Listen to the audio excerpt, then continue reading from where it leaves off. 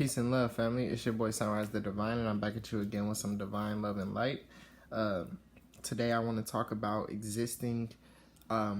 moving from and existing in life and observing life through a higher perspective, and talking about moving and living in that place, living in a place of observing life from a higher perspective.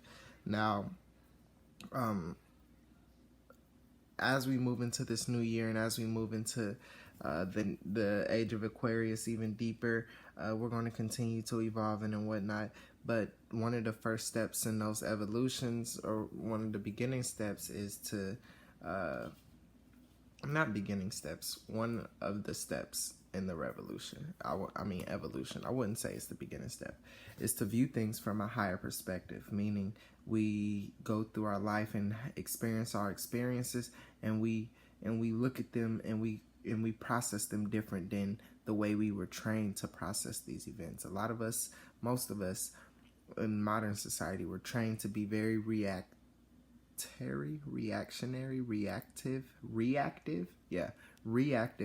to a lot of things that happened in our life, or a lot of things that we experienced. We've also been trained to be very judgmental, emotional, and reactive to our events that are happening. Now, moving into, as you settle your own self into living in a higher frequency, a higher dimension, you'll start to understand and realize that you have to view all experiences in life, from a higher state of consciousness and a more non-judgmental place, more observational, more just viewing the things that's happening. Now, what I want to talk about in this video is soul contracts. Now, if you aren't familiar with soul contracts are basically contracts between spirits. Now, they're just like contracts in this physical world. You know, you make an agreement, you sign, blah, blah, blah. Now, soul contracts are something that your higher self sets up before you even incarnate. Meaning, for example, like you had a soul contract with your mom. For your soul, your higher self, and your mom's higher self made an agreement that this lifetime she would be your mother and you would be her son. Now, you guys made an agreement because your higher selves knew that with you two in this position, you guys would learn a lesson that you needed to learn in this lifetime. It's the same with every single person that you come into. Anything that you come into, anybody that you come in contact with in this life is a contract. It's a contract. Y'all were meant to meet. You know what I mean? Y'all were meant. It's to share experience and all of that stuff. And experiences generate and create wisdom for the higher self, the soul, the inner self. Now, the reason I bring up soul contracts is because once you start to get an understanding of soul contracts and that everybody is just playing out and fulfilling their contracts, you can start to look at things that happen in a different light.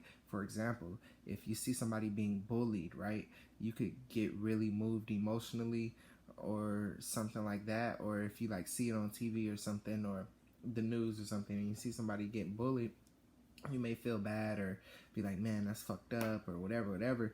But in a higher perspective, the bully and the person that's being bullied, that's in their soul contract. That interaction is in their soul contract. It's here to get them where they need to go. That experience of one being a bully and the other experience of two being bullied, that their higher selves chose that experience for them so they could learn whatever they needed to learn from that experience. You know what I mean?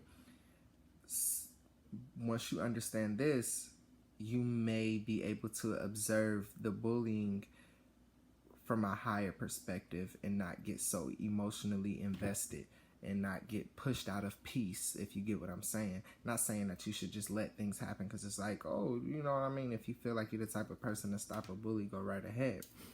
But what I'm saying is, everything is meant to happen and it's happening. So we have to move from a place of being so reactive and emotional to observing it from a higher perspective and understanding that that thing that happened was meant to happen.